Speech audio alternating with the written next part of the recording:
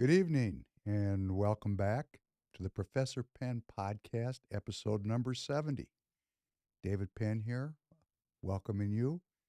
Tonight we're going to talk about war and trade, and there's so much going on. I'm not in a terrible mood this morning. I'm recording this at 7:15 a.m. for your enjoyment tonight at 7:30 p.m. We're about 12 hours from recording to premiere, and I woke up today. I'm reading the news, and the news is worse and worse, and I'm trying to bastion myself by being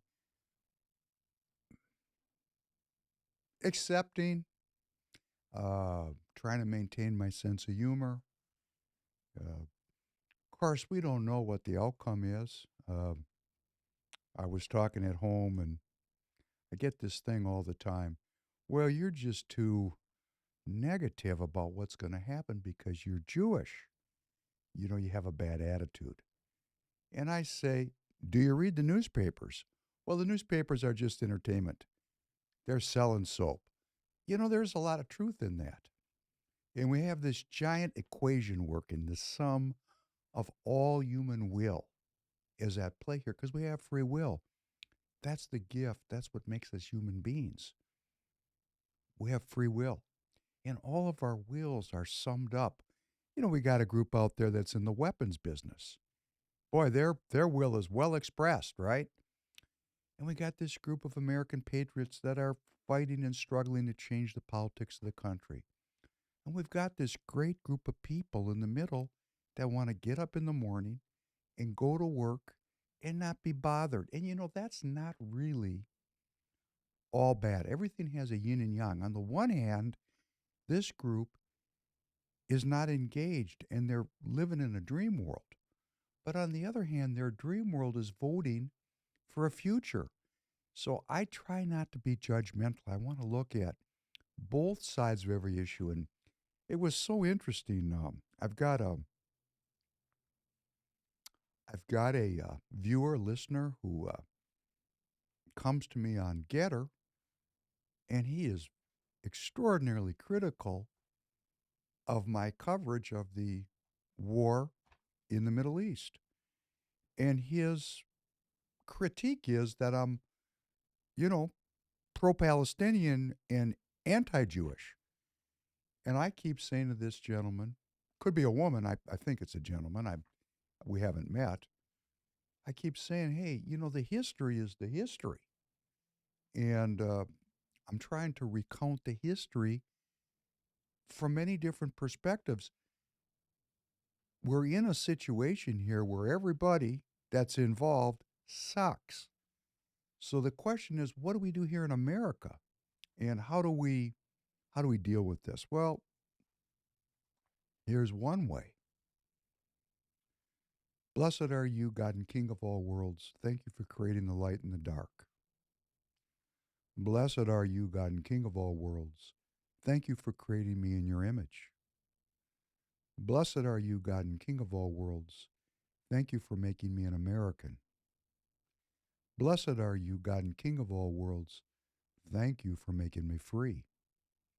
Blessed are you, God and King of all worlds. Thank you for healing the blind. Blessed are you, God and King of all worlds. Thank you for feeding the people. Blessed are you, God and King of all worlds. Thank you for releasing the bound. Blessed are you, God and King of all worlds. Thank you for raising up the downtrodden. Blessed are you, God and King of all worlds. Thank you for creating the heavens and earth. Blessed are you, God and King of all worlds. Thank you for providing for all my needs. Blessed are you, God and King of all worlds. Thank you for directing my path. Blessed are you, God and King of all worlds. Thank you for our American courage. Blessed are you, God and King of all worlds. Thank you for crowning America with glory. Blessed are you, God and King of all worlds. Thank you for restoring strength to the weary. Blessed are you, God and King of all worlds. Thank you for letting me serve you. Blessed are you, God and King of all worlds. Thank you for revealing yourself to the people. We pray, I pray, believing that I've received. And I've had a life. This is really, I'm not bragging, okay? This is this is kind of horrifying. I mean, Professor Penn has been in some tight spots, tight ones.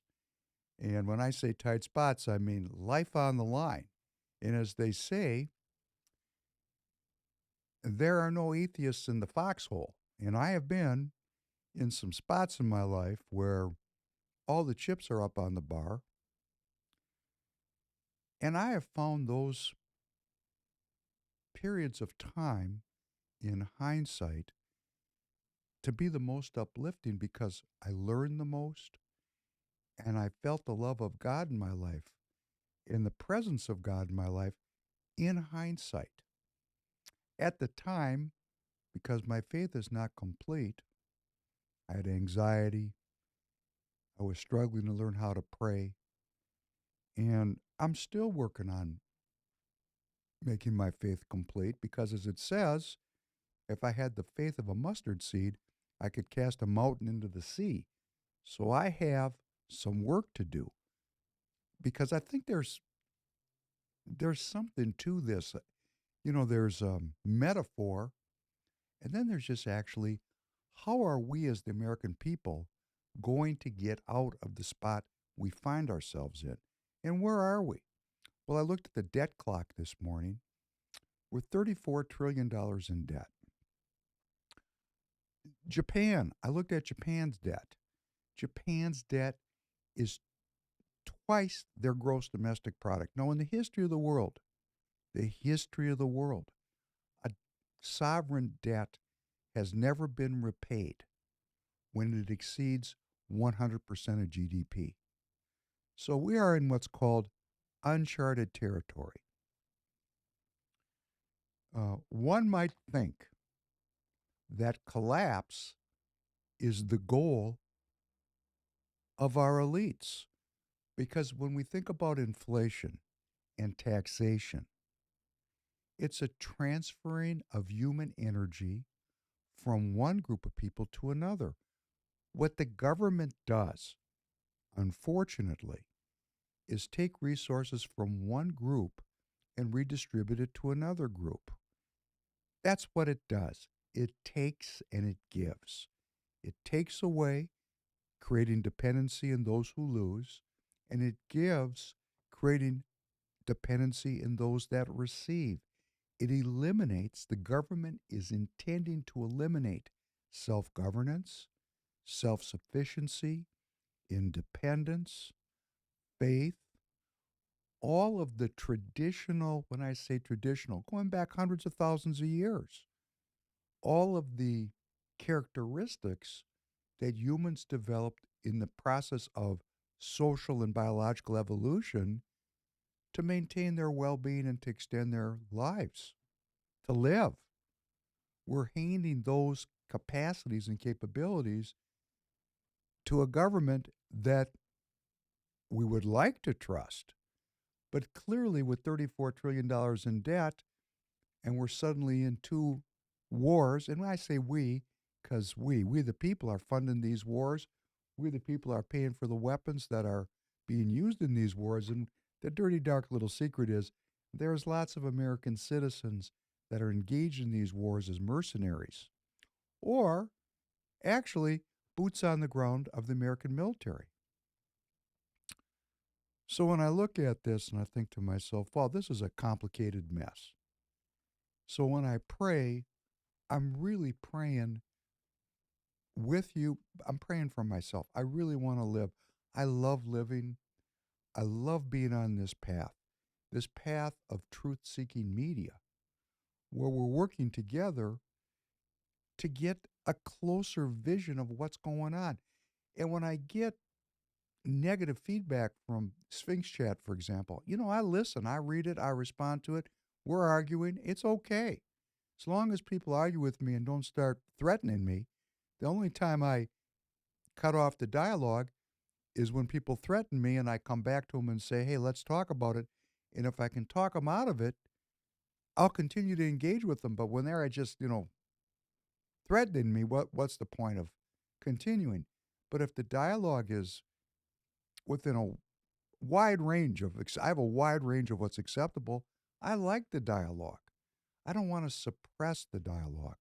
I want us to talk and strive as a community because what we're doing as truth-seeking media is trying to establish political action.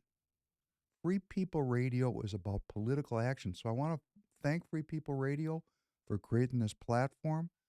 I want to remind everybody that Free People Radio depends on your support, that you can go to freepeopleradio.com.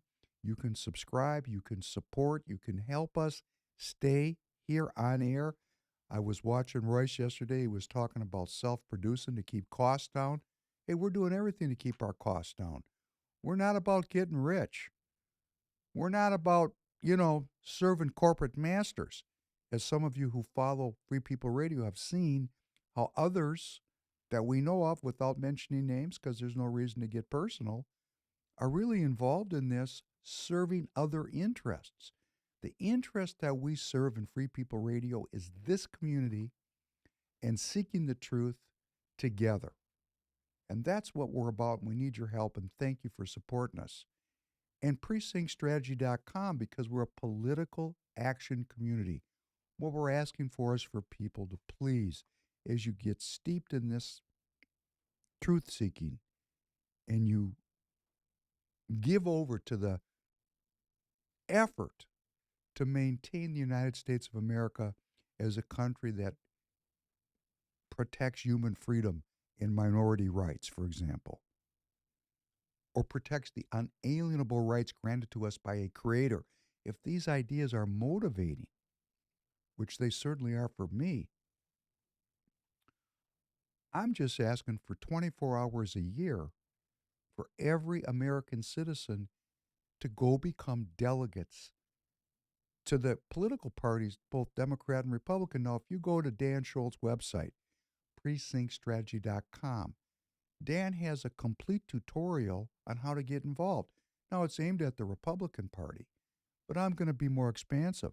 There's only one party, Uni-Party.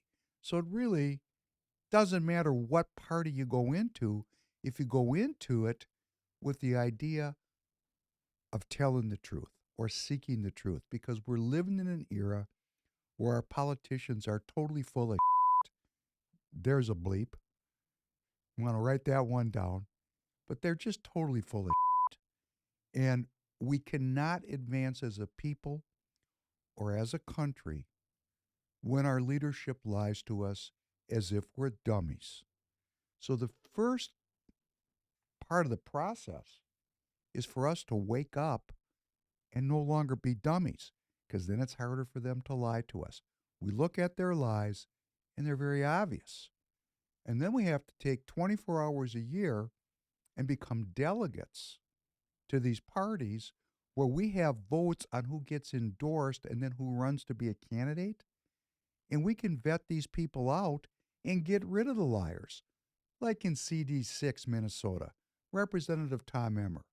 Representative Emmer, start telling the truth, or the people of CD6 are going to throw you out and you can get a job working in the tire business for me because you are a great salesman. But here at our tire business, we don't lie. I'm sorry, Representative Emmer. When you're selling tires for Professor Penn, you're going to have to tell the truth. There's no bullshit.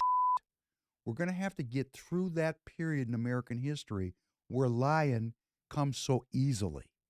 We're going to have to start telling each other hard truths and seeking the truth together such that we can advance as a people. I was watching Morning Joe this morning, and I do recommend people watch this. This is on MSNBC. This is the news program of the globalists.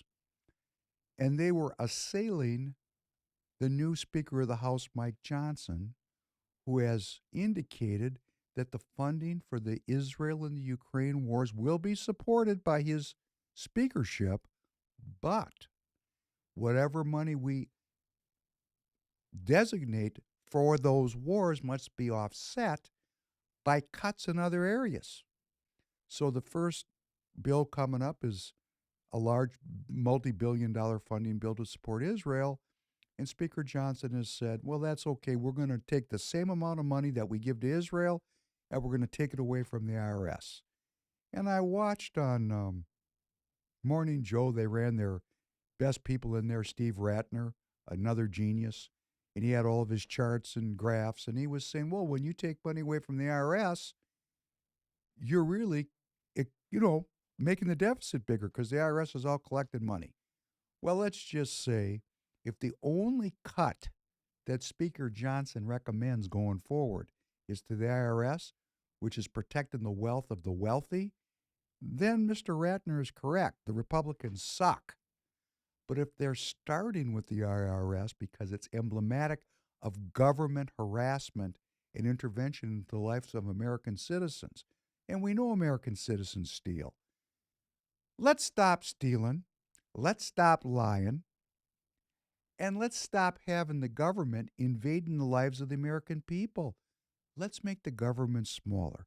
So they started with something very emblematic and symbolic of government control of the people. If they stop there and they don't go on to the next program and the next program to reduce the spending, then they really truly do suck, and I agree with Steve Ratner. But if this is just the start, because of course these wars are going to take a lot of money, so there's a lot of domestic spending that's going to have to get cut. Let's cut it. Because why? $34 trillion in debt. The clock is ticking. We're going to lose our currency. And when we lose our currency, we're going to lose everything. We're going to lose the wealth of the country. We're going to lose our freedom. And I have to say, I think that's the goal. Because I can think of no other reason why I, as an American citizen, would be $34 trillion in debt. I got a young man in here, a training producer. He's 24 years old. He already owes $300,000 to the U.S. government. He doesn't even know it. And we were talking about his college loans. I asked him if he was going to go to graduate school. He said, well, I'd like to, but first I got to pay down my undergraduate debt. He's not even thinking about the 300 G's that he owes because of what the boomers ran up on him. And that is really horrifying. And guess what? Half our debt matures over the next 3 years. That means if we balance the budget tomorrow, in 3 years, the debt would be cut in half. Wouldn't that be cool? Oh, nobody can even think this way. Oh, our economy's going to go to hell. People are going to be in the streets. Hey, the economy's going to hell. People are in the streets. The choice is proactivity or reactivity. And I'll leave it for you, the viewer and listener, to decide if you like proactivity or reactivity. We're in a very reactive kind of a government. The can gets keep getting kicked down the road. We're kicking that can all the time. How about a little proactivity? Why are we in a debt society? Why are we not in an equity society like the Chinese are? They're sitting on a ton of cash. But we the people, we're too broke to pay attention. We're too broke to pay attention. Too broke to pay attention. It's not good. Apocalypto. Let's talk about the apocalypse, the impending apocalypse which everybody's putting on us. Let's play this first piece from Turkey. The biggest show of support yet for Palestinians amid seething public anger. Turkey's president put the number of protesters in Istanbul at 1.5 million and offered his strongest rebuke yet of Israel's attacks on Gaza. Israel, you are an occupier. You are an organized gang. Israel is committing war crimes. The main culprit behind the massacre unfolding in Gaza is the West. Powerful words from the leader of a NATO country, but they echo what people here have been saying as more civilians die in Gaza. We are with our Palestinian brothers. We have come here so Palestinians know they are not alone. We are soldiers. As soon as we find the opportunity, we will be on the front lines, not at rallies. That call to action is echoed by some Turkish politicians. One provincial leader told Al Jazeera there needs to be a peacekeeping force from Muslim countries to save lives in Gaza. Another said Israel only understands the language of power, not words and resolutions. and a third criticized Muslim countries for failing to support Palestinians in the same way the US has backed Israel. It wasn't only Turks on the street. Foreigners living in Istanbul also joined the crowd. But just calling for an end to this violence. But we all wonder, how is it going to end? And which is going to be the leader who's actually going to shut an embassy and make a difference? Having these rallies feels great, but it's controlled dissent. Where do we go now? And there isn't a Gazan tonight going, yay for flags in Istanbul. From Tehran to Amman, from Muscat to Kabul, public anger against Israel has been rising. More strong words from the Turkish president, but that's unlikely to have an impact on the sentiment in the streets of Turkey and other Muslim majority countries, where people are calling for not just rallies and condemnations, but actual actions that will help stop the violence. Osama bin Javed, Al Jazeera, Istanbul. Well, you know, the use by Professor Penn of Al Jazeera is criticized by some. It's a Qatari news source. It's slanted just like the New York Times is slanted. And I read the New York Times and I read Al Jazeera. I read WION. I read the Washington Post.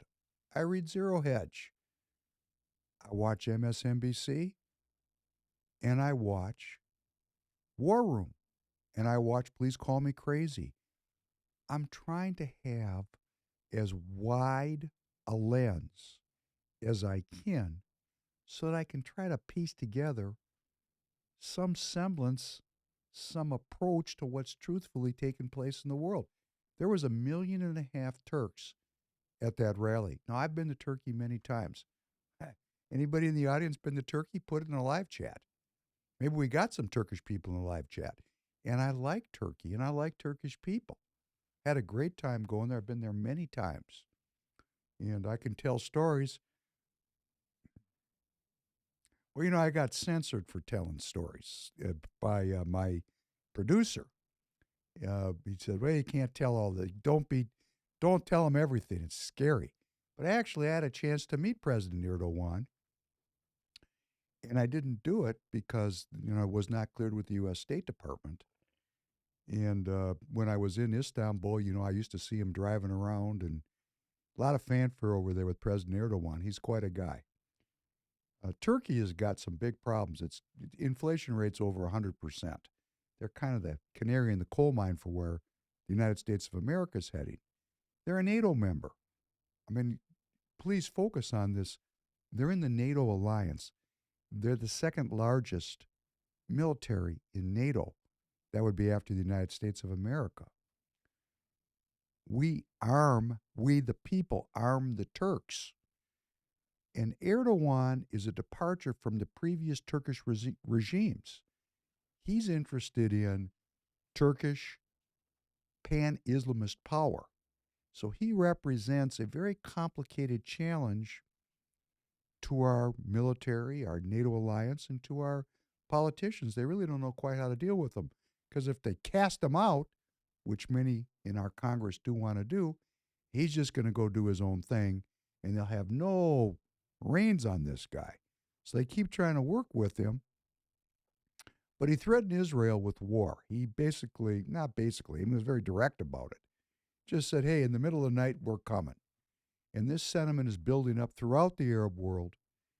And this is kind of apocalyptic in the sense that if the Turks and the Jordanians and the Egyptians and the Yemenis and the Iranians, if the Muslim world in total attack Israel, Israel's going to be in big trouble. The United States will be involved, and the possibility of nuclear weapons being used is very high. Let's just say in the Ukraine, Putin did not take the bait. Well, now we got another group of people in there, and they're working at very tribal levels. They're working at ancient levels. Their brains are a little bit different in how they're formatted, maybe than you and me. Let's listen to Prime Minister Benjamin Netanyahu talking about the Amalek. It's very interesting, please. You must remember what Amalek has done to you, says our Holy Bible. And we do remember, and we are fighting. Our brave troops and combatants who are now in Gaza or around Gaza and in all other regions in Israel are joining this chain of Jewish heroes, a chain that has started 3,000 years ago from Joshua ben Nun until the heroes of 1948, the Six-Day War, the 73 October War, and all other wars in this country. Our hero troops, they have one supreme main goal: to completely defeat the murderous enemy and to guarantee our existence in this country. We've always said, never again. Never again is now. That's good. Thank you. So, Benjamin Netanyahu is talking about a 3,000-year warrior tradition in the Holy Bible. And, the Professor Penn podcast has tried to make very clear, and we're going to talk about it a little bit more today, that the founding of Israel was not made on holy grounds. It was made on Marxist ground, wrapping itself in the tradition of the Bible to justify the claim to the land, but these people were not really believers. They were Zionists, which is a completely different ideological framework. And since Netanyahu is mentioning the Amalek in this 3,000-year tradition, because I know that most of us are not biblically steeped to know where these guys are coming from, what they're evoking in the people, even in the non-religious of Israel, which we're also going to get to today, how they're cuddling up with the right now. The left and the right, they're all together. Because when faced by murderous marauders that are cutting the heads off of babies, hey, the Uni Party forms up real quick in Israel. I want to read the reference in the Bible that Netanyahu has made. It's Samuel 15. It's long. I'm going to read it as entertainingly as I can. I know I watch in the live premieres, people go away when I start reading these Bible passages. Please stay with it, because these passages are underlying the thinking of our leaders. We don't know that. I mean, hey, how many of us are thinking that our elected leaders are steeping themselves in apocalyptic verse? Let's know where they're coming from, what they're using on the people. Samuel said to Saul, I am the one the Lord sent to anoint you king over his people Israel. So listen now to the message from the Lord. This is what the Lord Almighty says. I will punish the Amalekites for what they did to Israel when they waylaid them as they came up from Egypt. Now go attack the Amalekites and totally destroy all that belongs to them.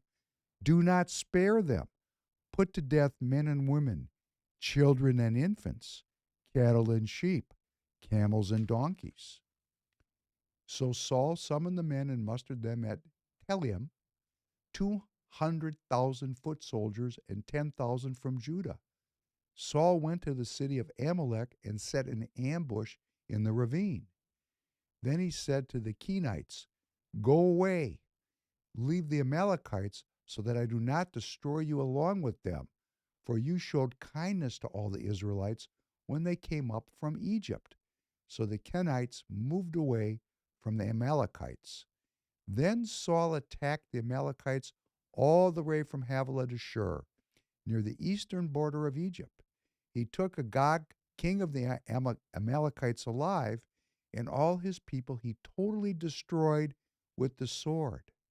But Saul and the army spared Agag and the best of the sheep and cattle, the fat calves and the lambs, everything that was good. These they were unwilling to destroy completely, but everything that was despised and weak they totally destroyed. Then the word of the Lord came to Samuel. I regret that I have made Saul king, because he has turned away from me and has not carried out my instructions. Samuel was angry, and he cried out to the Lord all that night. Early in the morning, Samuel got up and went to meet Saul, but he was told, Saul has gone down to Carmel. There he has set up a monument in his own honor and has turned and gone down to Gilgal. When Samuel reached him, Saul said, The Lord bless you. I have carried out the Lord's instructions. But Samuel said, When then is this bleating of sheep in my ears? What is this lowing of cattle that I hear? Saul answered, The soldiers brought them from the Amalekites.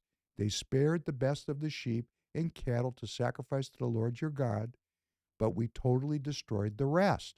Enough, Samuel said to Saul. Let me tell you what the Lord said to me last night. Tell me, Saul replied. Isn't this a great story? It's like a bedtime story, right? Only Prime Minister Benjamin Netanyahu is referring to it. So let's get to the source material and figure out what he's telling the world. Samuel said, Although you were once small in your own eyes, you did not become the head of the tribes of Israel. The Lord anointed you king over Israel. In other words, it's not you, buddy. God made you king. And he sent you on a mission saying, Go and completely destroy those wicked people, the Amalekites. Wage war against them until you have wiped them out. Why did you not obey the Lord? See what Netanyahu has done? He has wrapped this war in the cloth of utter and total destruction. Where have we heard this kind of stuff before? Well, right here for a starter. Why did you not obey the Lord? Why did you pounce on the plunder? In other words, why did you get rich doing this job? And do evil in the eyes of the Lord? But I did obey the Lord, Saul said. I went on the mission the Lord assigned me. I completely destroyed the Amalekites and brought back Agag, their king. The soldiers took sheep and cattle from the plunder, the best of which was devoted to God, in order to sacrifice them to the Lord your God at Gilgal. But Samuel replied, Does the Lord delight in burnt offerings and sacrifices as much in the obeying of the Lord? To obey is better than sacrifice, and to heed is better than the fat of rams. For rebellion is like the sin of divination, and arrogance like the evil of idolatry. He's saying that the king of the Israelites, Saul, arrogantly rejected the Lord's direction, and that's like a kind of idolatry, raising up human intellect beyond service to the Lord. Because you have rejected the word of the Lord, he has rejected you as a king. Then Saul said to Samuel, I have sinned. I have violated the Lord's command in your instructions. I was afraid of the men, so I gave in to them. Now he's blaming the soldiers. Now I beg you, forgive my sin and come back with me so that I may worship the Lord. But Samuel said to him, I will not go back with you. You have rejected the word of the Lord, and the Lord has rejected you as king over Israel. So Samuel turned to leave. Saul caught hold of the hem of his robe, and it tore. Samuel said to him, The Lord has torn the kingdom of Israel from you today, and has given it to one of your neighbors, to one better than you. He who is the glory of Israel does not lie or change his mind. Does not lie, tells the truth. For he is not a human being that he should change his mind. Saul replied, I have sinned, but please honor me before the elders of my people and before Israel. Come back with me so that I may worship the Lord your God. So Samuel went back with Saul, and Saul worshiped the Lord. Then Samuel said, Bring me Agag, king of the Amalekites. Agag came to him in chains, and he thought, Surely the bitterness of death is past. But Samuel said, As your sword has made women childless, so will your mother be childless among women. And Samuel put Agag to death before the Lord at Gilgal. Then Samuel left for Ramah, but Saul went up to his home in Gibeah of Saul. Until the day Samuel died, he did not go to see Saul again, though Samuel mourned for him. And the Lord regretted that he had made Saul king over Israel. Well, interesting story. You know, I'm going to look forward to reading in the live chat who's familiar with this. This is a very interesting passage.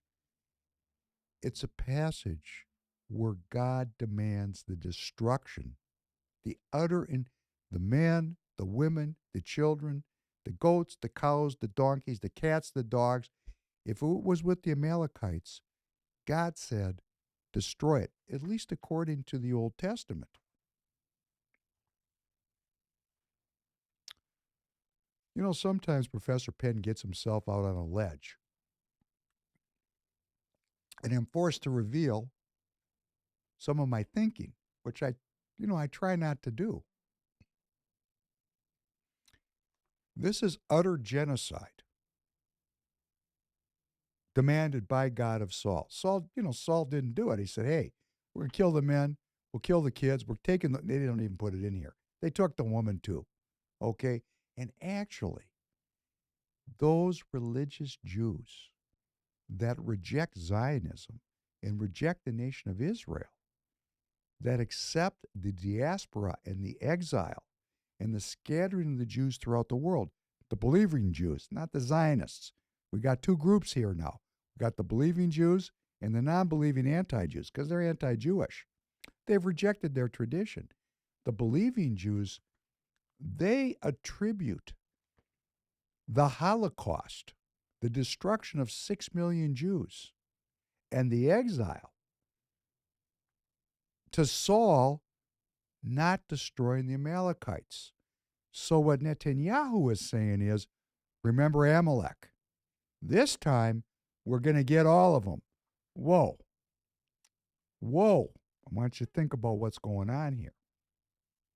So I'm going to tell you a quick story. I've told it before, but it's worth telling. I've said I was raised in a religious Jewish tradition. And we have this thing called the Torah. The Torah, it's the 5 books of Moses. It's referred to as the Old Testament. It has many names. The Torah is what the religious Jews call it. The 5 books of Moses is what some scholars call it. And it's the Old Testament if you're reading the New Testament. And it's always amazing to me how many people say they're Christians, they never read the New Testament, let alone the Old Testament. So I'm going to say if you're professing faith in Christ, probably want to read these holy books. Just a suggestion. When I was about 13 years old, which is the demarcation when you become a man in the ancient tradition, you have what's called a bar mitzvah, and now you're responsible for yourself. I mean, now the clock is ticking. The game has started. I was given the opportunity to actually participate in the scribing or the writing of a Torah. They're scrolls, parchment scrolls. They're written by hand, calligraphy, beautiful. They're pieces of art. Some of them are hundreds of years old, and people read them every week. And they're scrolls. They're parchment. They wear out because you have to work through the scroll to get through the whole book, and it's set up on a calendrical basis. So from one date in the year to that date the next year, the entire book is read every year by the religious. And as you're reading that book, as you're reading that scroll, year after year, decade after decade, after a certain period of time, it wears out. So you got to make new ones. And this is the Word of God. This is what the tradition says Moses brought down from the mountain. The Torah, the covenant, the Word of God. And I practiced for a year my calligraphy to participate in the creation of this new Torah. And I did a great job. And I looked at the rabbi afterwards and I said, Rabbi, you put such a great emphasis that every letter has to be exactly correct because it's the Word of God being transmitted from Sinai to the people. And you just let me, I was not Professor Penn in those days, I was David Penn, troublemaker. And I said, I know you were supervising me, but we actually made a new Torah here. I guess I could have written anything in there I wanted to. And boy, did I take an ass whipping on that one. That was violating a fundamental. Don't talk about any editing in the book. Something we all need to think about. Because the information war is powerful and has been going on from day one. That's why God sent us a comforter that lives in our hearts, that lives in our minds, that lives inside of us. Something to think about. I'm not going to go any farther into it, but I want everybody to project into what I'm trying to say about genocide and about our modern Prime Minister of Israel wrapping himself in the genocide of the Amalekites that was failed originally by Saul, who was the Prime Minister of the Jews at that time, that the religious say caused the exile and the Holocaust, and he's saying, let's not screw it up this time. Wow. Strap it on. It's going to get bumpy.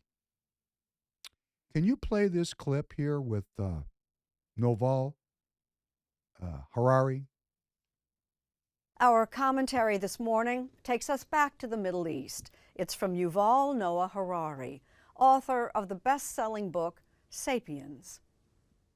Israel has just experienced its 9/11 moment. Entire communities have been slaughtered. My aunt and uncle are members of one of these communities, Kibbutz Be'eri. They hid in their house as terrorists were butchering their neighbors. I received word that they somehow survived. Many of my friends have just received the worst news of their lives. We know three things about this horrendous attack. First, Hamas aimed to kill civilians. Second, the victims were tortured and executed in the most gruesome ways the terrorists could imagine.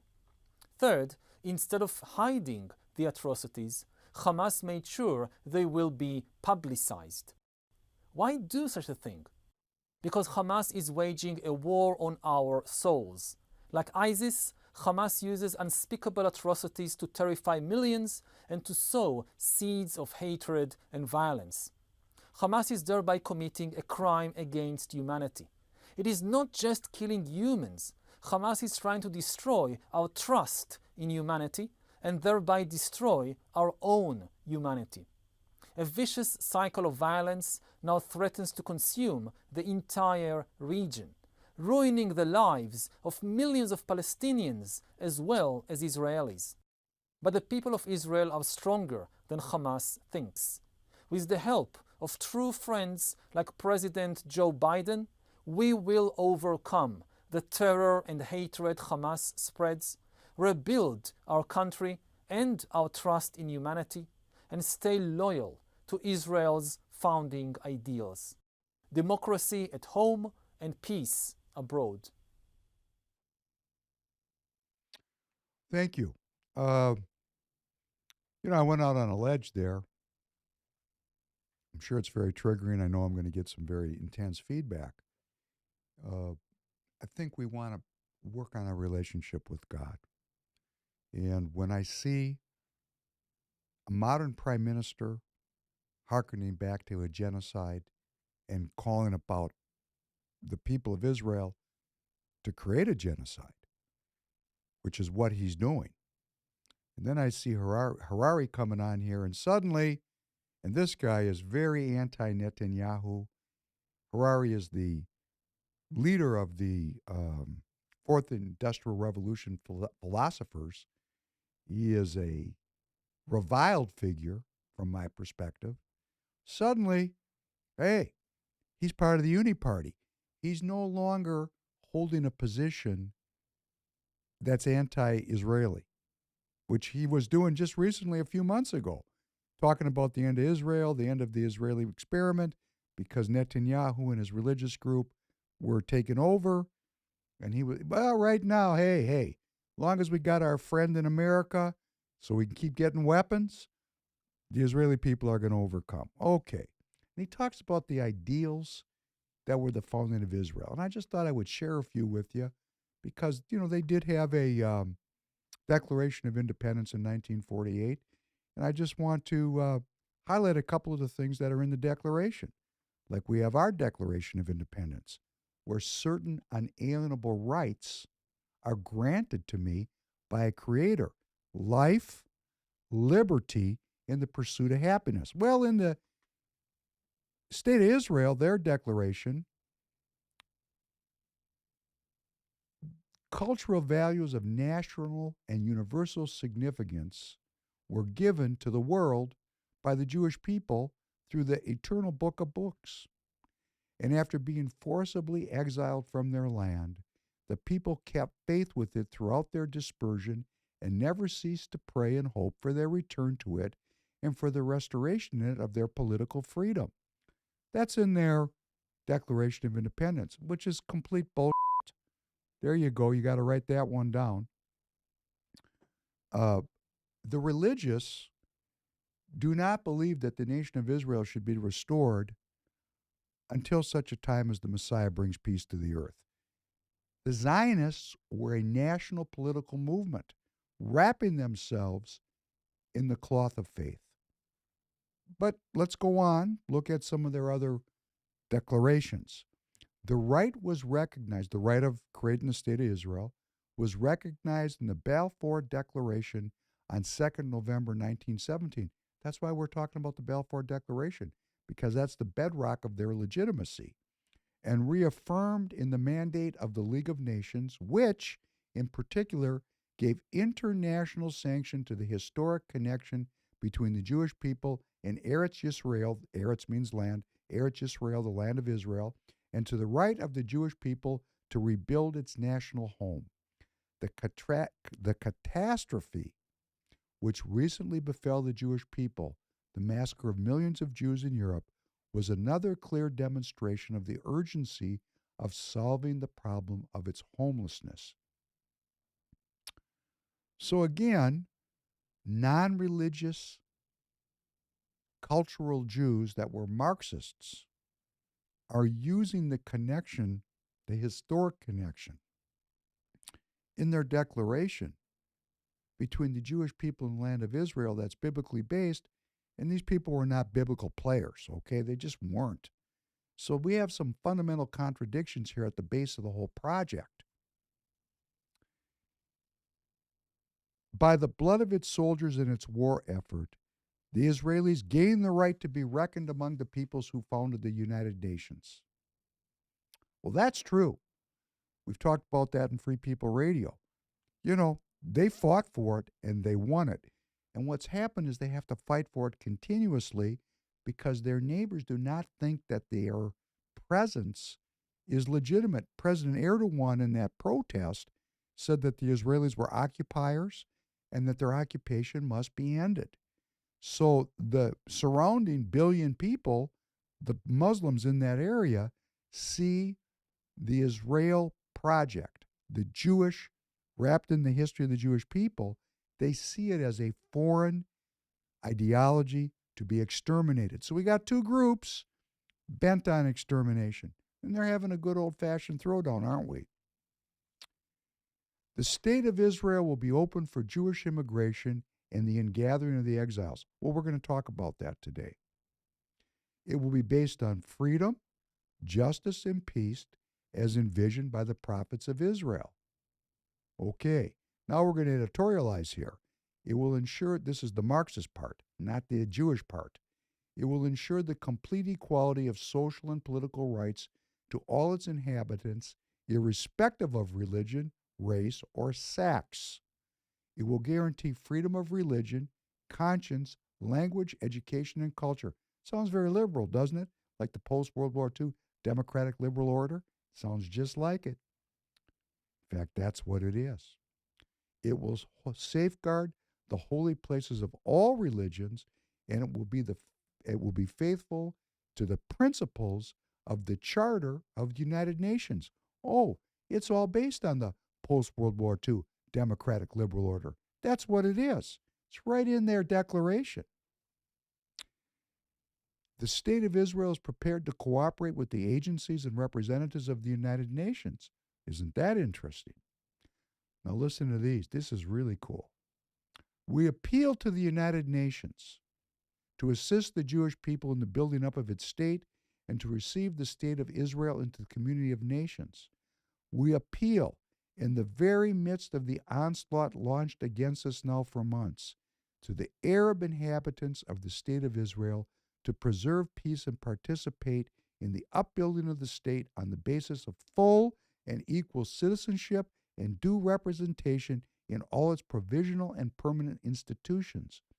We extend our hand to all neighboring states and their peoples in an offer of peace and good neighborliness and appeal to them to establish bonds of cooperation and mutual help with the sovereign Jewish people settled in its own land.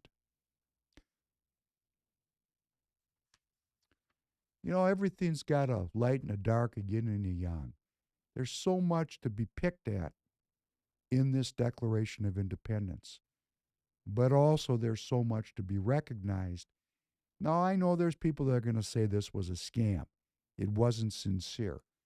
And that may be true. But now we're starting to fortune tell what's in people's minds. Let's listen to the words that are coming out of their mouths, or even better, what's being written down on their most significant documents. They're asking for the people that are the neighbors to befriend them and work with them. And I think that offer can still be extended. That's just me. That's why some of the people that are communicating with me are very mad at me, because they don't believe that. So what if you don't believe that there can be a peaceful outcome here, then what we're saying is there's going to be a genocide. One side's going to win and the other side's going to lose.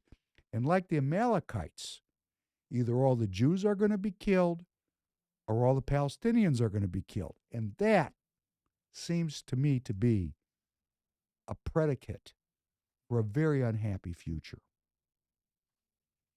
Can you play this short on the Jewish expulsion from the Arab countries? People, for instance, talk a lot these days, and for many years, and for good reasons, about the suffering of hundreds of thousands of Palestinians who lost their homes in 1948. Few people know that as a result of the 1948 war, also hundreds of thousands of Jews lost their homes in retaliation for the war. Jewish communities all over the Middle East, in Arab countries, in Egypt, in Iraq, in Yemen, in Syria, the largest group of people now living in Israel are Jews that were expelled as refugees as a result of the 1948 war. Now, does this justify what happened to the Palestinians? No. Does this justify the Israeli occupation and the mistreatment of Palestinians there? Absolutely not. And we shouldn't use historical injuries to justify more injuries. So, Harari is a historian. Why is he focused on this issue? Well, very interesting. He's saying there's unintended consequences of historical and action. The Palestinians had the Nakba, the catastrophe. They were voluntarily left their homes, or they were run out through atrocities. It depends on what street corner you're standing on. Both things happened. But what Harari is focused on, and why he's griping about this, is Middle Eastern Jews in all the Arab countries were expelled, and there was pogroms and killings. So the Jews that were living in Iraq, in Iran, Yemen, Algeria, Morocco, Egypt, all over the Middle East, and these were a different group than these westernized, Marxist, socialist Jews that created the state of Israel. This was a different group. These were what's called Sephardic or Falasha Jews, different kind of Judaism, very faithful Jews. They had not given over to modernity. They lived like the days gone by. And they were expelled and they went into Israel. They were open because in that declaration, Israel was open to any Jew that wanted to return there, the right of return. In other words, Professor Penn, if I wanted to move to Israel tomorrow, they'd let me right in. I'm a citizen overnight. All I got to do is prove I'm Jewish, which I can do. But why Harari's focused on this issue is these Middle Eastern Jews have outpopulated the Ashkenazi Jews that came from Europe. And there's been a power shift in Israel, as we've been discussing. That's what Harari is saying. Oh, there's unintended consequences. Look what happened. We expelled the Palestinians. The Arab countries expelled these non-European traditional Sephardic Jews. They came into Israel. They populated the country, and they've outpopulated the Ashkenazi Jews, and they've taken power. And Netanyahu, who is Ashkenazi in his background, very astutely as a politician said, the power is shifting. He threw in with the religious, and these people are different. And that's why he's talking about the Old Testament and the Amalekites. And we need to understand how serious this is, how serious this can be. Because these people are not thinking about you getting up tomorrow and getting in your car and driving to the mall and going shopping. They don't care about that. That's not important. Your and my futures do not matter to these people. They're living in a different kind of an intellectual framework, and would be wise of us to understand who we're arming and what we're doing as the American people. Well, let's talk a little bit about something completely different, because I promised Sphinx Chat we were going to get off of this Israel thing as much as we could, and I want to stick with that promise, and I want to talk about the Patriot economy. And I've said on many episodes, the Patriot economy is the people and the businesses that are supporting Truth Media and want to conserve and maintain America, an America that is based on unalienable rights granted by a creator. And there are not that many businesses and business people that are willing to say that or work for that, because it's not fashionable right now. Now, if all of a sudden there was a change of politics in this country, business people, most of them, not Professor Penn. You know, I'm driven by the world of ideas. Most of my competitors are driven by the world of cash. They don't care how they get the cash. They don't care who they get it from, as long as they get it and you don't. That's where they're coming from. And that's not the Patriot economy. There are many, many businesses and business people that are dedicated to maintaining the United States of America as a free country, maintaining our economy so that it has an equitable, when I say equitable, I don't mean equity. I mean a fair opportunity for every American citizen to fulfill themselves based on their own willingness to create their own world. It's about creating our own world, the creativity being the spark that God gives us, our free will, to maintain the ability of each American to exercise their free will to create the world within which they want to live. That's one vision. The other vision is there's no God, there's no free will, and the government's going to tell us how to live, our technocratic elites. You know what? Get ready for this one. These people. These people that think they know better than me. I grew up with them because I come from that intellectual background in the university. These people do every disharmonious thing that I've done and you do. They're not special. They just know how to get to the top of the heap. They're Darwinists, and they've gotten to the top of the heap, and there's been a fight for the steering wheel who's running this country my entire life. And right now, who's running it are people that are using climate change, social equity, and democracy as cudgels to beat individual American citizens into line. And if we don't agree with these people, we're going to get canceled. Oh, verily, I say to you, we could get prosecuted. We could be killed. It's just a sign of the times. That's where we're listening. That's what we're seeing. So this Patriot economy is very, very important. And Free People Radio is part of the Patriot economy. Unlike some of our competitors, and I know you know who I'm talking about, that are in it for the cash, we're in it to truth seek. Now, if God wants to bless us and we make some money at this, I'm not opposed to that idea, and I hope you're not either. And if God wants to bless you and suddenly you're making money, I'm not opposed to that. I'm not jealous of you. I appreciate that you're being blessed, and I hope it happens. But what we're really trying to do is stay on air and not go bust, not go bankrupt. So we need the support of Americans that care about this country, and so do all the businesses and all the business people and all the products and services that come from those businesses and business people. And we have free choice. We have free will. We can choose what we spend our money on. I want you to think about how powerful, I want to share with you how powerful this is. We have a $25 trillion economy. That means 300 million Americans, or whatever the exact number is, and please correct me in the live chat, we don't even know how many people are here. But let's just say it's 300 million.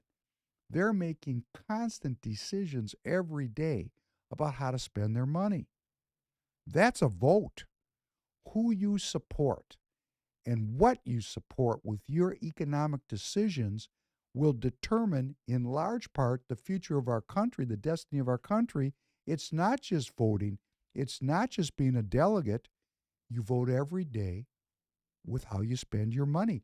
Your money is particularly when your money is a fiat currency. You know, it represents the full faith and credit of the American people. In other words, it's a scam. We're talking about a representation of my energy and your energy. How are we going to spend our energy? What are we going to support? I'll give you a small example. There's 2 basketball leagues that are professional, 2 professional basketball leagues. You know who they are. Who are you going to support? Who are you going to support? There's media, movies. What are you going to spend your money on? Are you going to support movies because they're stimulating and interesting, fun to watch, that the money flows uphill to people that really want to clip me out and clip you out? That's what their goal is? In other words, we give our money to people that want to harm us. Why would we do that? Why would we give our energy to people that want to harm us? And it's even deeper than that. They're taking our energy. It's not just that we're giving it, they're taking it. That's very skillful.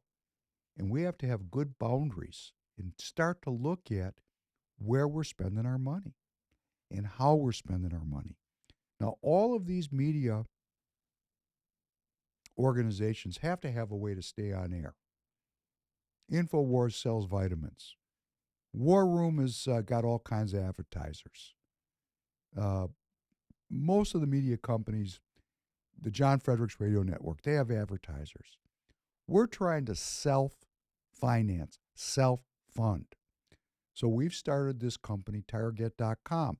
Now, we're going to talk about the tire business for the next half hour because my knowledge of the tire business is quite developed. I've been in the tire business for a very long time. People say, well, Professor Penn, how could you be in the tire business? Rebellion. That's how. I rebelled. I did not go to medical school.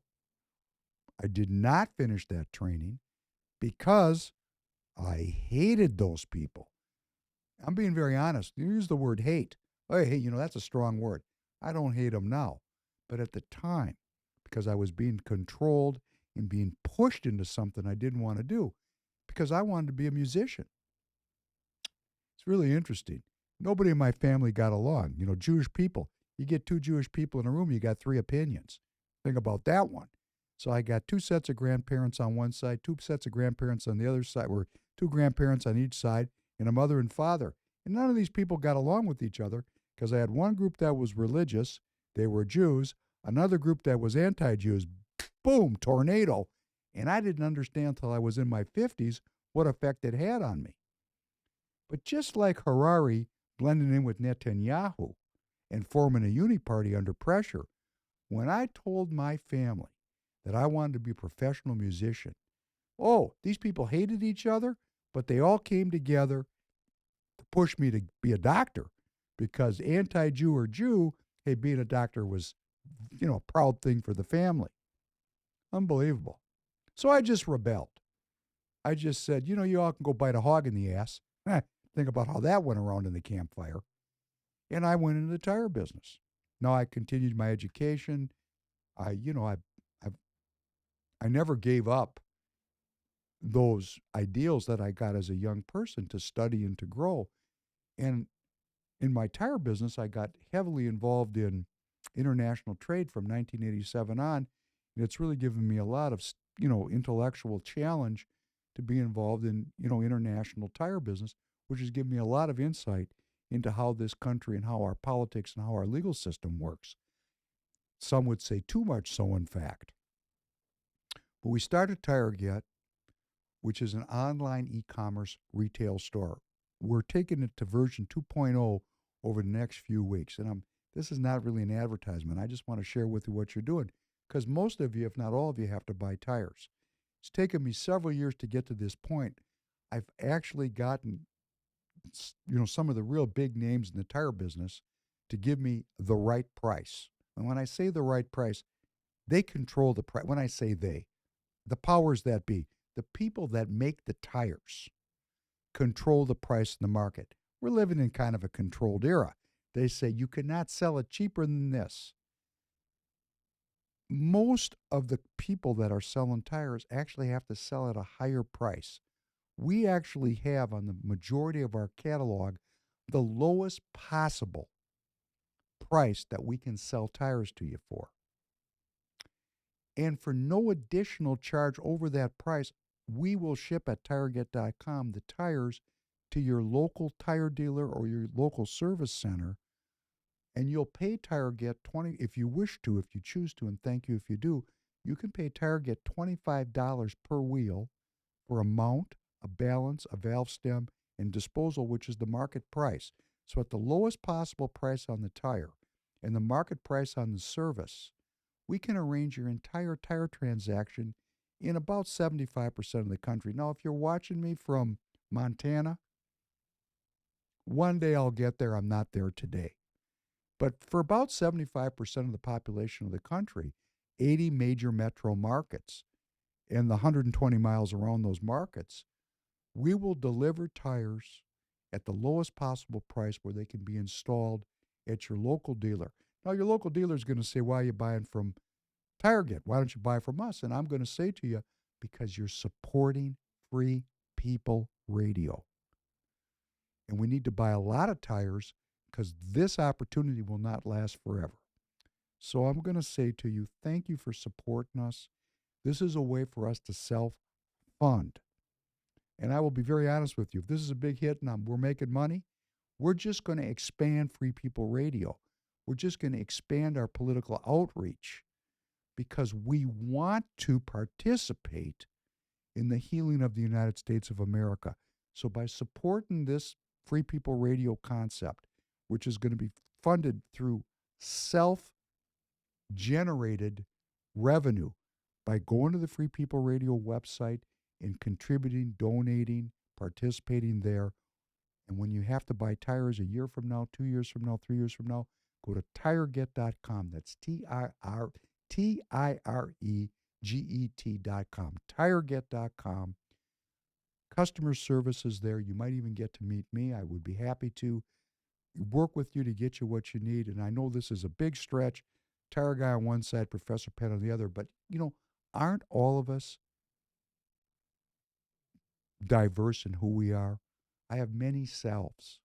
If I went through my entire catalog, people would say it's not even real, all the things I've done all my life. But if you want to grow as a human being and continue to study, and I urge you to do so, we'll all have many experiences. Like my young producer in here. He's going to have many experiences in his life. He's a smart kid. And we want to grow with you together and build this community. So thank you. if you choose to buy your tires the next time from Tireget. And I also want to thank Susan and Lone Wolf and Gabriel, the people that are continuously going into the live chat, continuously leaving comments, clicking the like button, helping us build the engagement, because the algorithms work against Free People Radio on YouTube and across the whole spectrum of media. For us to grow this message, please call me crazy. Professor Penn podcast, Hebrews is coming up, the White House, the Last Renaissance, all the properties we're trying to bring forth. We need the audience to come forth and help us grow this engagement, because we're not going to get any help from the so-called powers that be, because our message is about the American people. It's about truth-seeking. We're not interested in BSing anybody. So we need your help. So I want to thank Susan and LW and Gabe and all the other people that are coming and communicating. Thank you for leaving comments. You know I try to comment back. Thank you for clicking the subscribe button and, clicking the likes. And that helps us grow the engagement, and we need your help, and thank you very much. Now, I want to talk about the tire business because I'm trying to get you into it with me. It's a microcosm of everything you need to know about what's going on into our current politics, all the way up to these wars. And you're going to say, how is the tire business related to war? Well, because it's war and trade war. The real fight is about the money. And the biggest fight is about the split on these various products like tires, which is an international commodity. It's a part that goes on a car. And these issues, think about cars. Cars, my goodness gracious, for my generation, the sign of being an adult was getting your first car. Now for the younger people, they're being told don't even own a car. It's bad for the earth. Ride share. Get an EV. We just had a very big strike in the U.S. auto industry, and the workers got a 25% wage increase, which cars are going to go up in price.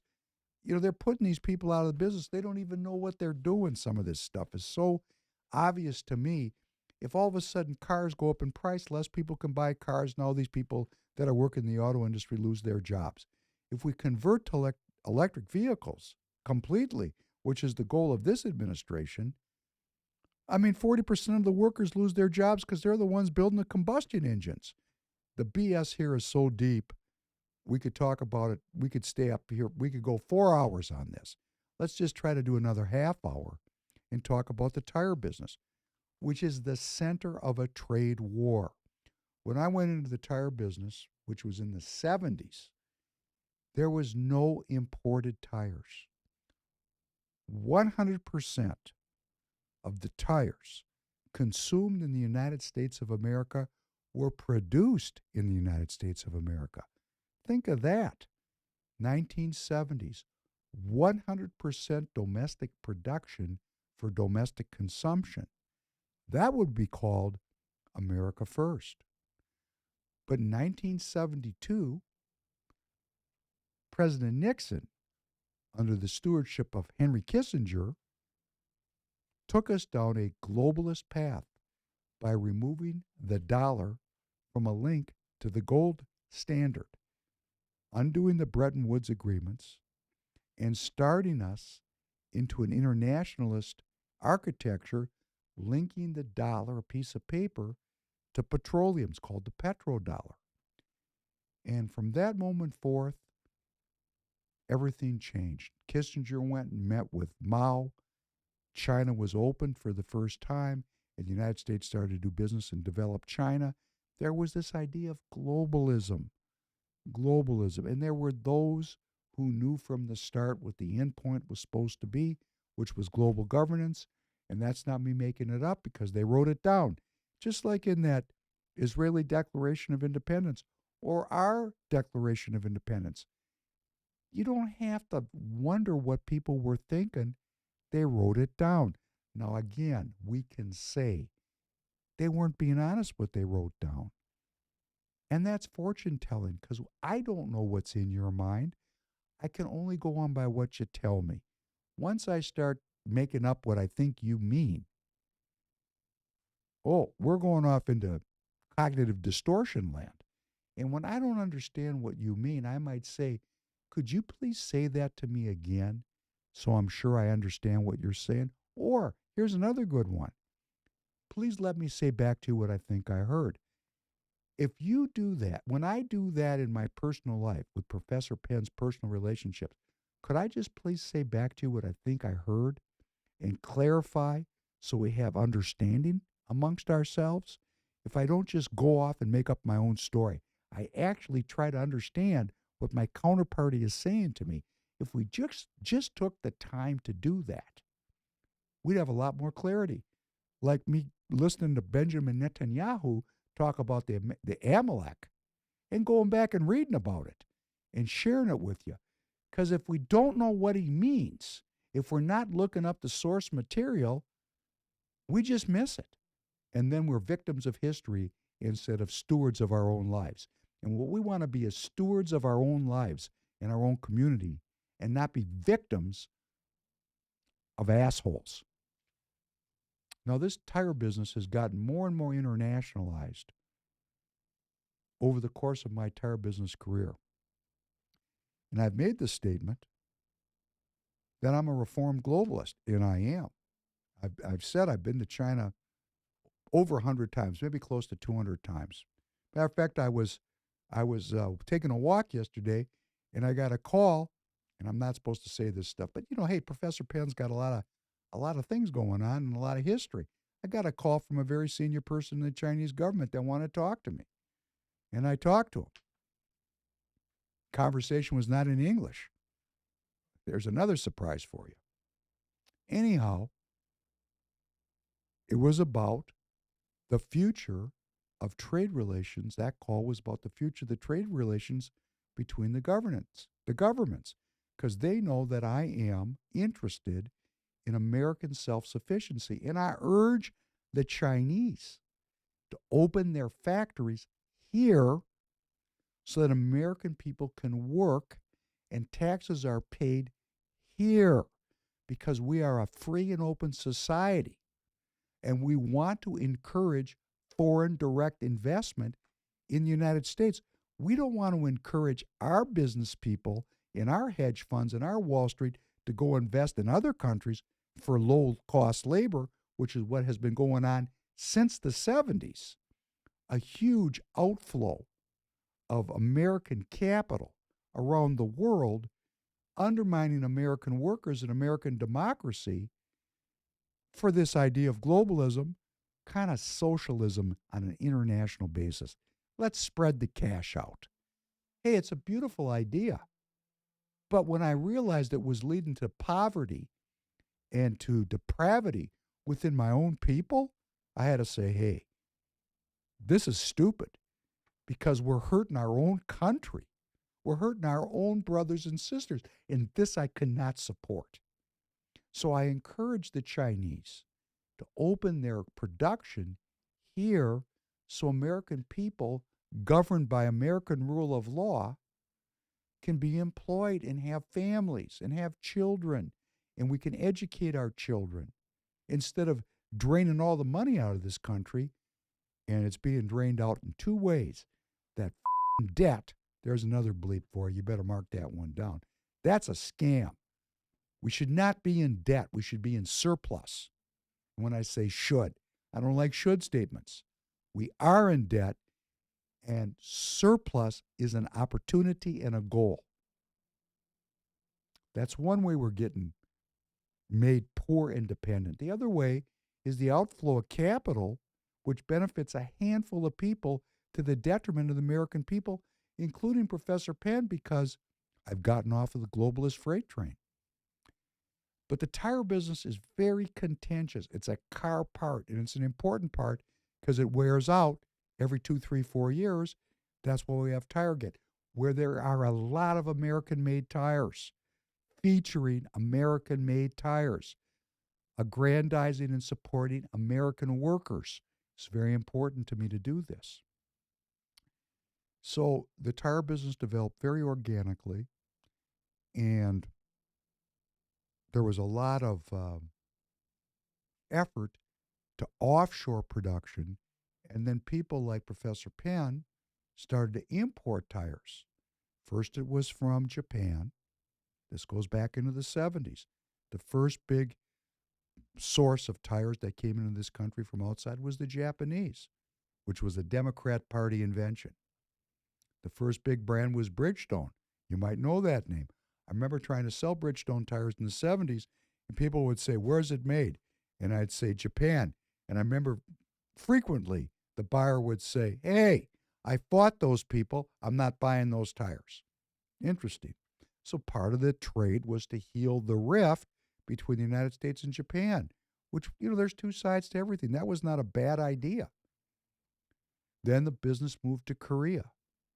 And there's a big business of Korean tires being produced in Korea and shipped into the United States, at a lower cost of labor than the United States. But now Japan has a very similar kind of economy to the United States, so they've opened up their factories in the United States. In fact, Bridgestone bought Firestone. Korea, very similar to the United States in economy. They're building their tires here in the United States. So the business went to China, that's where the low-cost tires are being built. And Chinese companies enjoy probably 30 to 40% of the U.S. market share. It's giant. We do not build the tires here in this country that are consumed here by American consumers. We're way under 50%. So think about what would happen if trade was interrupted. You would have no tires to drive to work. Think about how vulnerable we are, and that's tires. That's why I want to talk about the tire business. It's a microcosm of the entire vulnerability that globalism has created through our entire supply chain on all the products that you and I buy every day. So the Chinese grew and grew. I was in China in 1993. What is that? It's 30 years ago. That's when I started selling tires that were manufactured in China. And when I started, they weren't here. They had zero market share. And very quickly, it grew tremendously. I mean, when I say the Chinese figured out how to get in the tire business, and they wanted to be in the tire business, and they organized themselves. And I want to tell you, you want to hate them, fine. They did a sensational job, of organizing their tire business. They're now the largest producer of tires in the world by far. And it grew and grew. And we have this union here in the United States called the United Steel Workers Union. And they are the people that are in the tire factories here in the United States, and they started to object to their jobs and their wages being undermined by the importation of tires produced in China. And the USW is a very key constituent of the Democrat Party. So when President Obama was elected in 2008, in 2009, when he was, inaugurated, the first thing that happened, the first big thing he did, was he imposed what was called a Section 421, which was an emergency tax on consumer tires produced in China. That was imposed on September 11th, 2009. I remember it like it was yesterday. They did it on a Friday night at 11 p.m. It's called taking out the garbage. They really didn't want to publicize this because, Obama was a globalist, but he had to cater to his USW constituency, and they imposed duties, and that raised the price of tires, and that made the USW happy for a minute. The Chinese adjusted, and they moved along, and that temporary measure expired. So on August 10th, 2015, there was what was called the imposition of anti-dumping duties. These are very onerous. And that really put a kink in the Chinese tire business as it pertained to shipping tires to the United States. So what did the Chinese do? They went down into Thailand and they reproduced their Chinese production in the country of Thailand. So on the, on the 19th of July, 2021, under President Trump, duties were imposed on Chinese companies producing tires in Thailand that were shipped to the United States. What I'm showing you here is the history of a trade war. Let's look at it from a media perspective. Can you put on this Trump tariff, China? Trade talks between the U.S. and China have come to an end with no deal, and the uncertainty has sent stocks swinging back and forth all day. The Chinese delegation left today. President Trump says the talks will continue in the future, but the Treasury Secretary says they have nothing scheduled as of now. Overnight, the U.S. raised tariffs on $200 billion worth of Chinese-made goods from 10% to 25%. If no deal can be made, President Trump says he is prepared to put a 25% tariff on another $325 billion worth of Chinese-made goods. That would impact everything China ships to the United States. China says it will respond, and higher tariffs on U.S.-made goods are likely. Thank you. Trade war, war and trade. Let's see what happened in China relative to what President Trump did. Play this next one. China alternative strategies, please. Tires being made in large quantities in a small town tucked away in East China's Shandong province.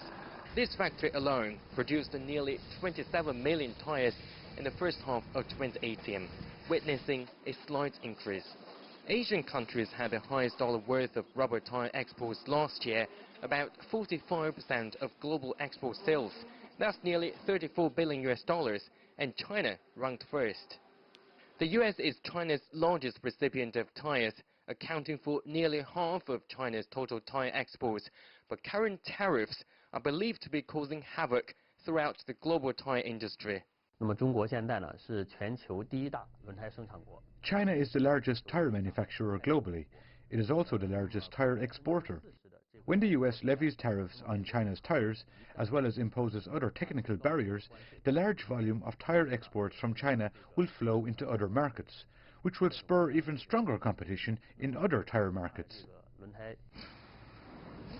The US tariffs on Chinese tires are considered an opportunity for manufacturers based in Thailand, as tires made in Thailand are subject to the same duties which China faces. We have taken some preemptive measures to cope with the trade frictions, including the impact generated from trade barriers. Now our plant in Thailand can meet the demands of the US market. However, experts say US tariffs won't help the US decrease the trade deficit.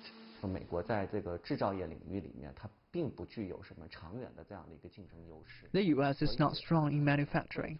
In the short term, its imports from China will decrease, but in the long run, it won't help narrow the trade deficit. The tariffs on China's tire exports to the United States are not new. In 2009, when the tariffs were first imposed, many companies struggled, but ever since then they have rebounded slightly.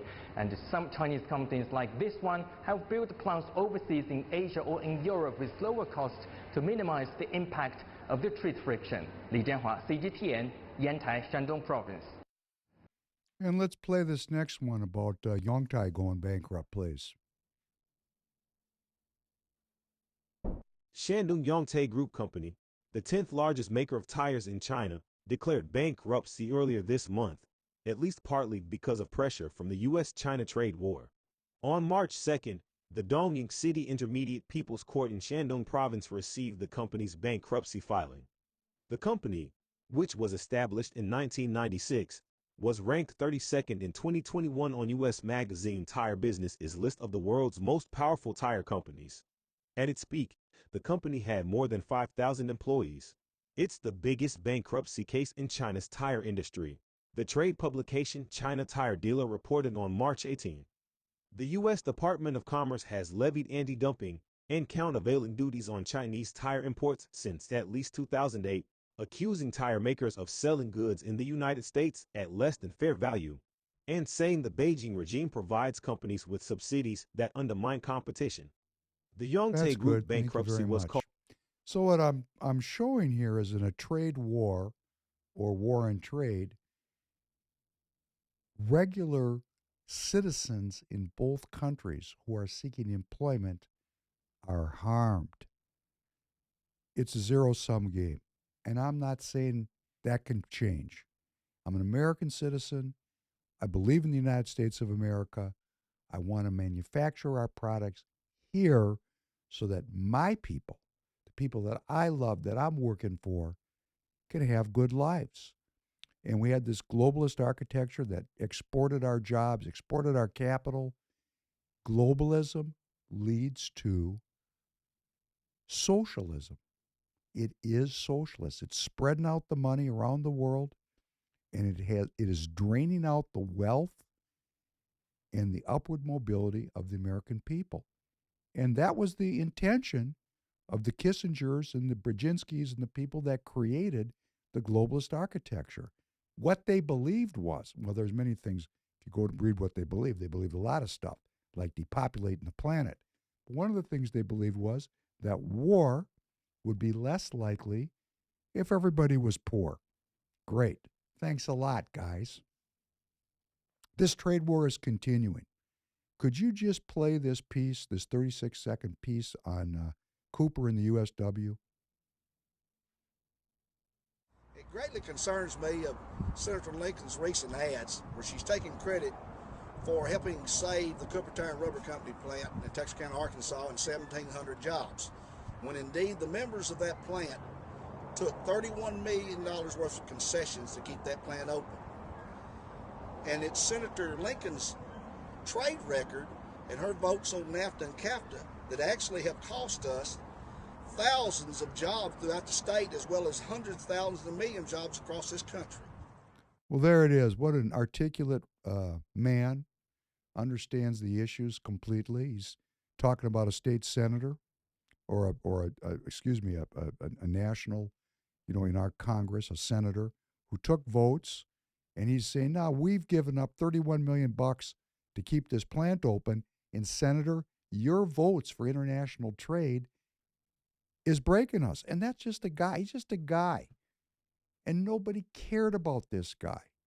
And why Trump became so powerful is because he understood this thinking and the yearning of these people.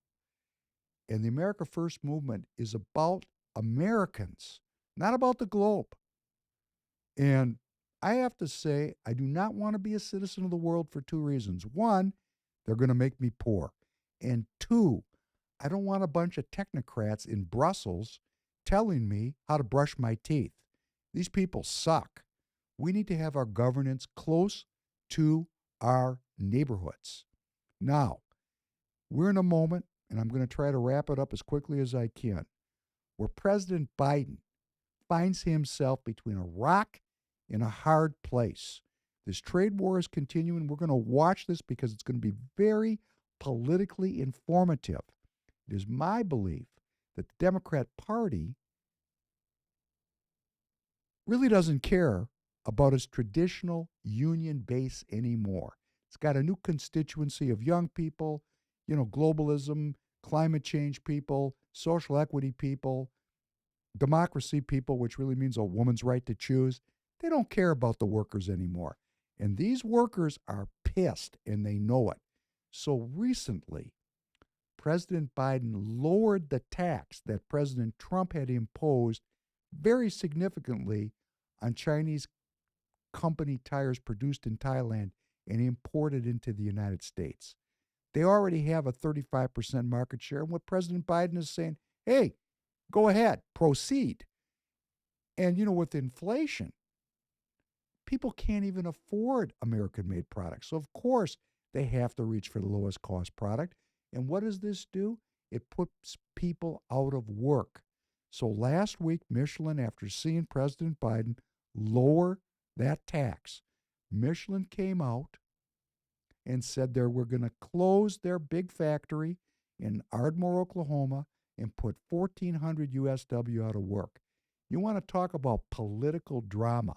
We're going to stay on this, because if President Biden proceeds with lowering this tax and this plan actually closes, we're going to have a big change in politics here in this country, because workers are going to start deserting the Democrat Party in droves, because they are going to realize, and these workers all over the country know this, they know I'm talking about industrial workers, people that make things.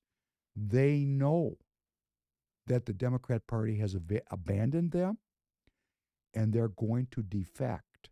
So we're going to watch this case.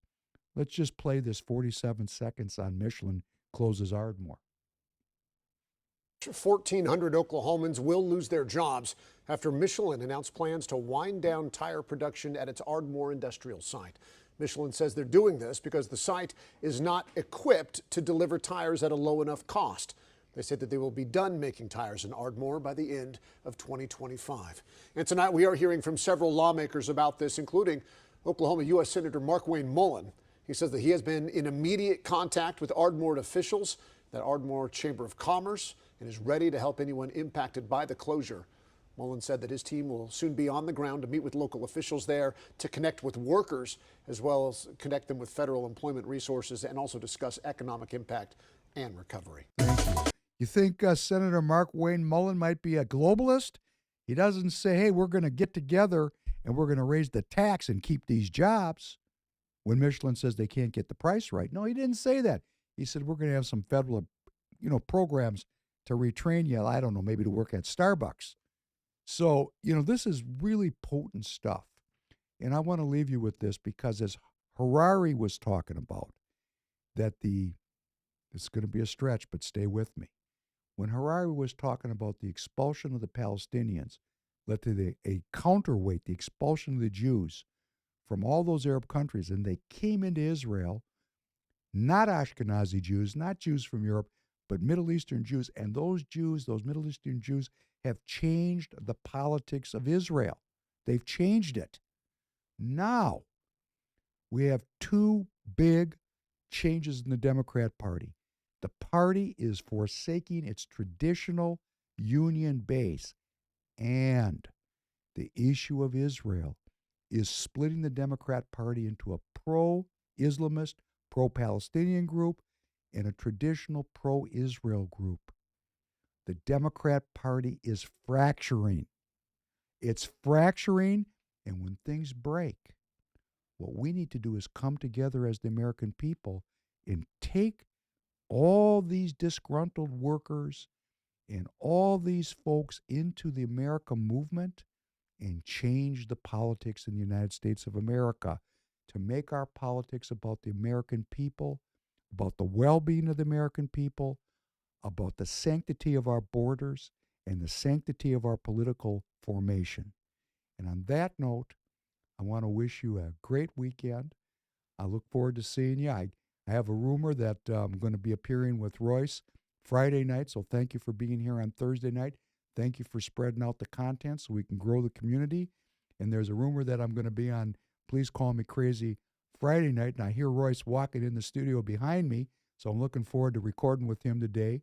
I want to wish you all well. Rest, recover, and stay in the fight. Thank you very much.